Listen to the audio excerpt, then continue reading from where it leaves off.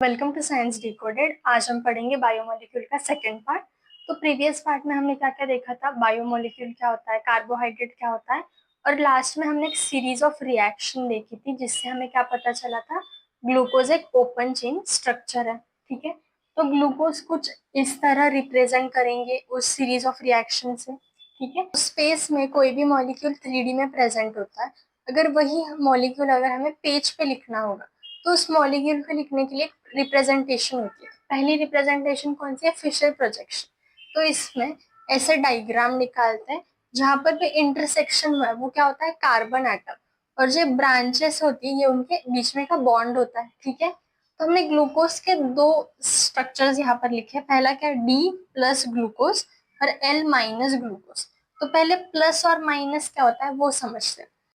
तो प्लस और माइनस क्या रिप्रेजेंट करता है, उस मॉलिक्यूल की ऑप्टिकल एक्टिविटी।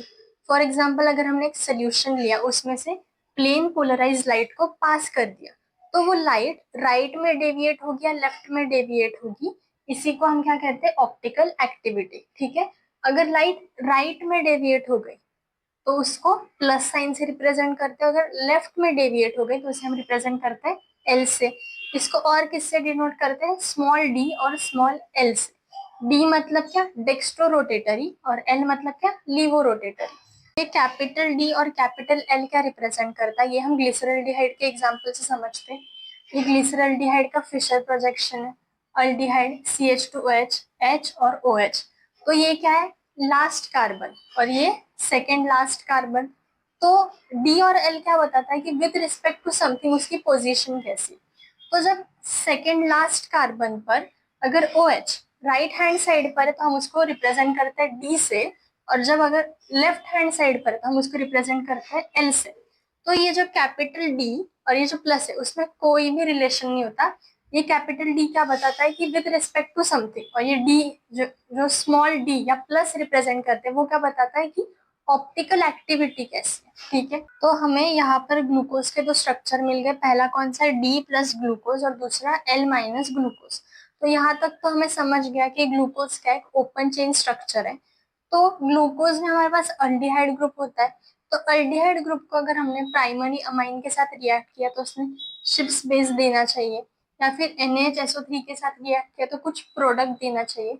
बट ऐसा कुछ होता ही नहीं है। जो ग्लूकोज का ओपन चेन स्ट्रक्चर है वो इसके साथ रिएक्ट करके कुछ प्रोडक्ट ही नहीं देता है। तो इससे क्या पता चलता है कि ग्लूकोज का कुछ अलग फॉर्म भी हो सकता है, तो वो हम समझते हैं। तो हमने क्या देखा था कि जो ओपन चेन स्ट्रक्चर था वो प्राइमरी अमाइन के साथ में NaHSO3 के साथ में रिएक्ट नहीं कर रहा था। तो वहां से हमने क्या कंक्लूजन निकाला था कि कुछ अलग फॉर्म भी हो सकता है उसका।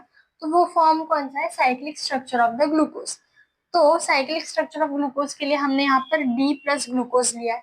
यहाँ डी कैसे क्या आया, सेकेंड लास्ट कार्बन पर OH कौन सी साइड पर है, राइट साइड पर, इसलिए ये कौन सा ग्लूकोज है, डी ग्लूकोज।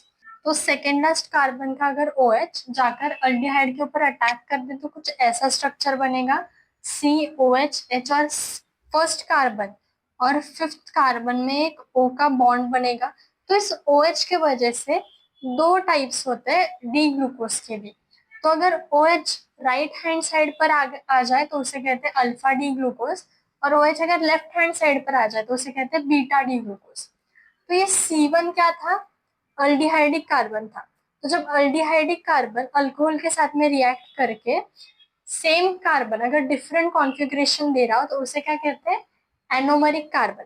और एनोमरिक कार्बन के वजह से अल्फा डी ग्लूकोज और बीटा डी ग्लूकोज एक दूसरे के क्या है, एनोमर्स है। जो साइक्लिक स्ट्रक्चर होता है ग्लूकोज का उसे हम क्या कहते हैं, पायरानोज। यहाँ पर पायरन मतलब क्या, क्लोज रिंग, और ओज मतलब क्या, शुगर। ठीक है, तो जैसे ओपन चेन स्ट्रक्चर के लिए हमारे पास फिशर प्रोजेक्शन होता है, वैसे ही क्लोज चेन स्ट्रक्चर के लिए होता है हार्वर्ड प्रोजेक्शन। तो हार्वर्ड प्रोजेक्शन में ऐसी एक रिंग निकालता है जहां पर इंटरसेक्शन क्या होता है, कार्बन एटम, और ऐसे ब्रांचेस मतलब उसके बॉन्ड्स। ठीक है, तो यहाँ पर पहले हम नंबरिंग दे देते हैं 1 2 3 4 5। ठीक है, तो थोड़ी देर के लिए फर्स्ट कार्बन पर छोड़ देते हैं और बाकी कार्बन वहां लिखते हैं। तो सेकंड में क्या है, HOH, थर्ड क्या है, OHH, फोर्थ क्या है, HOH, और फिफ्थ क्या है, एक बल्की ग्रुप है CH2OH और एक H है। तो बल्की ग्रुप को हम ऊपर लिख देते हैं CH2OH और नीचे H। तो दोनों स्ट्रक्चर में भी सेकेंड से फिफ्थ कार्बन क्या है, सेम है। तो फिर फर्स्ट कार्बन में अगर OH, दोनों फर्स्ट कार्बन का OH और सेकेंड कार्बन का OH अगर सेम साइड पर हो तो उसे हम कहते हैं अल्फा डी ग्लूकोज। और अगर फर्स्ट कार्बन और सेकेंड कार्बन का OH अगर अपोजिट डायरेक्शन पर हो तो उसे हम क्या कहते हैं, बीटा डी ग्लूकोज। तो यहाँ पर first carbon, second carbon, third carbon, fourth carbon, fifth carbon और सिक्स्थ कार्बन, तो ये क्या हो गया, ग्लूकोज का क्लोज चेन स्ट्रक्चर। ठीक है, तो इसका नाम क्या है, अल्फा डी प्लस ग्लूकोपाइरानोज और इसका beta D plus glucopyranose. Please stay tuned for part 3 and for more such short revising videos, please like and subscribe the channel.